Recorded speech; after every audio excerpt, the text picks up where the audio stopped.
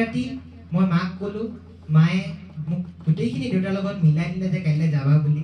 পিছত দেউতাই মোক প্ৰথমবাৰৰ বাবে বিহালী বনাঞ্চল বৃক্ষৰোপণ কাৰ্যসূচীত লৈ গৈছিলে। মই ইমান সন্তুষ্ট নহ'লোঁ, কাৰণ সেইদিনা আমি বনাঞ্চলৰ ভিতৰত সোমাই যোৱা নাছিলোঁ। সময় আগুৱাই গ'ল। যেতিয়া বিহালী বনাঞ্চলে শতবৰ্ষ গৰকিলে, শতবৰ্ষ গৰকা বিহালী বনাঞ্চলখনৰ ধুমধামেৰে মেছাজ বন্যপ্ৰাণে আয়োজন কৰিছিলে।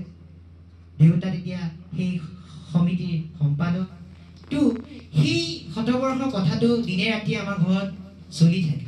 আৰু তেনে সময়তে পূব বিহালী উচ্চতৰ মাধ্যমিক বিদ্যালয়ৰ কেৱল কেইগৰাকীমান ছাত্ৰ ছাত্ৰী লৈ 2017 চনত বিহালী বনাঞ্চলৰ বোল্ডাৰ পুখুৰী যোৱা কথা মই দেউতাৰ মুখৰ পৰা শুনিলোঁ আৰু যাবলৈ জোৰ কৰিলোঁ। আৰু ময়ো সেই সময়ত বিহালী বনাঞ্চল প্ৰথমবাৰৰ বাবে 3-4 কিলোমিটাৰ খোজকাঢ়ি প্ৰৱেশ কৰিছিলোঁ। দেউতাৰ হাতত হাত ধৰি সেই সময়ত বনাঞ্চলখন পৰিভ্ৰমণ কৰিছিলোঁ। তেনে সময়তে মই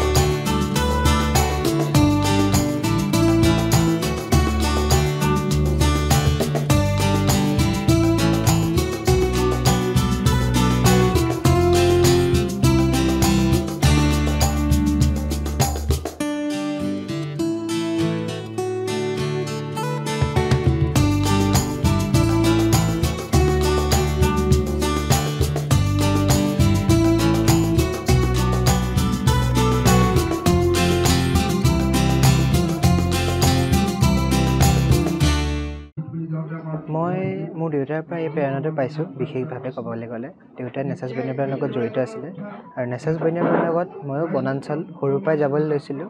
আৰু ক্লাছ 6ত পঢ়ি থকা অৱস্থাৰ পৰা মই ক্ষেত্ৰত গৈ অধ্যয়ন কৰিবলৈ আৰম্ভ কৰিছিলোঁ। তাৰ জৈৱ বৈচিত্ৰ্য নিৰীক্ষণ কৰিছিলোঁ। পখিলা, চৰাই চিৰিকটি নিৰীক্ষণ কৰি বিহালী বনাঞ্চলৰ বা তাৰ ওচৰ পাজৰ এৰিয়াবোৰত মই নিৰীক্ষণ কৰি আহিছিলোঁ। আৰু ক্লাছ 6ৰ পৰা এই কিতাপটো লিখিবলৈ আৰম্ভ কৰিছিলোঁ, আৰু ক্লাছ 8ত থাকোঁতে সম্পূৰ্ণভাৱে হৈ উঠিছিল। কিন্তু বিভিন্ন কাৰণৰ বাবে ক্লাছ 9ত থকা অৱস্থাত এই কিতাপটো মই আজি উন্মোচন কৰিছোঁ। এই কিতাপখনত বিহালী বনাঞ্চলৰ গোটেই কথাখিনি মোৰ সাধাৰণ জ্ঞানেৰে যিখিনি কথা মই তাত লিখিব পাৰোঁ গোটেইখিনি কথা লিখিছোঁ। আৰু মই আশা ৰাখোঁ যে এই কিতাপখনে বন্যপ্ৰাণী সংৰক্ষণৰ এক বাৰ্তা প্ৰেৰণ কৰে, আৰু কিবা যদি ভুল থাকে তেনেহ'লে মোক ক্ষমা কৰিবলৈ অনুৰোধ জনাইছোঁ। আৰু এটা খোজাটো দেখা গৈছে যে আজিৰ যুৱ প্ৰজন্ম ফেচবুক হওক, ইনষ্টাগ্ৰাম হওক, এইখিনিকে লৈ ব্যস্ত হৈ থাকে।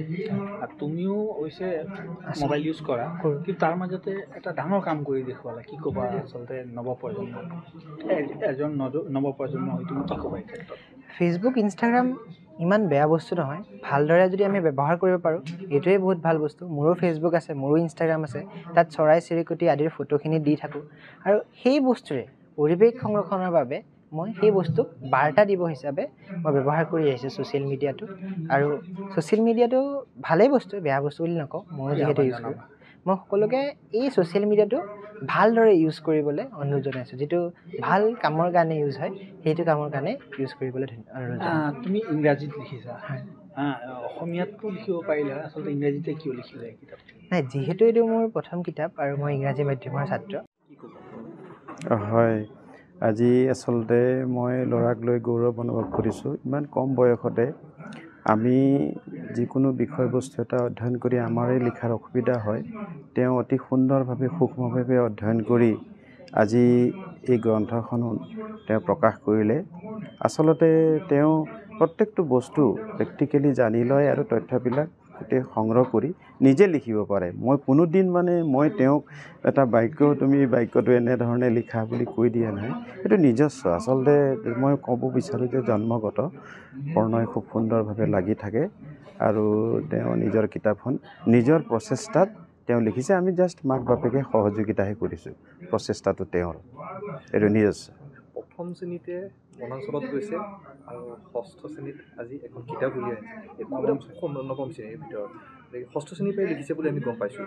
গতিকে ইমান কম সময়ৰ ভিতৰত মানে পিতৃ হিচাপে আপুনি কেনেধৰণে তেওঁক অনুসৰণ কৰিছিলে বা কেনেধৰণে গাইডেঞ্চ দিছিলে?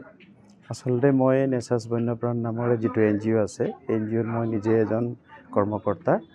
তো বিদ্যালয় ছুটিৰ পিছত মই এইটো কামত ব্যস্ত হৈ থাকোঁ বিভিন্ন সময়ত। তো প্ৰণয় কি হ'ল, মই যেতিয়া ফৰেষ্ট ভিজিটত যাওঁ, আমাৰ বনাঞ্চল ভ্ৰমণৰ কাৰ্যসূচী আদি বিভিন্ন থাকে, চৰাই পৰ্যবেক্ষণ, বনাঞ্চল ক্ষেত্ৰ অধ্যয়ন, এই ধৰণৰ কাৰ্যসূচী থাকে।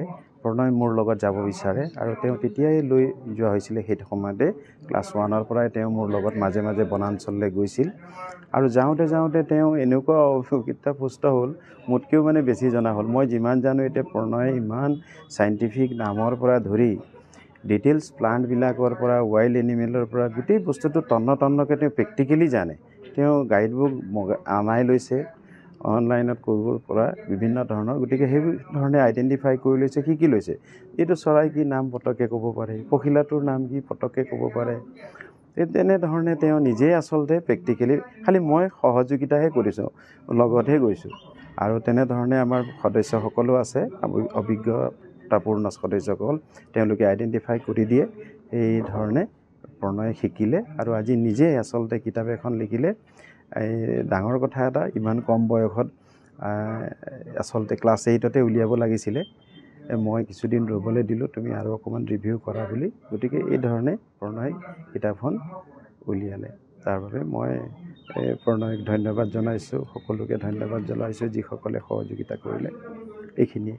যিকোনো খবৰৰ বাবে যোগাযোগ কৰক আমাৰ এই নম্বৰত 7099017330 আৰু 7099017110।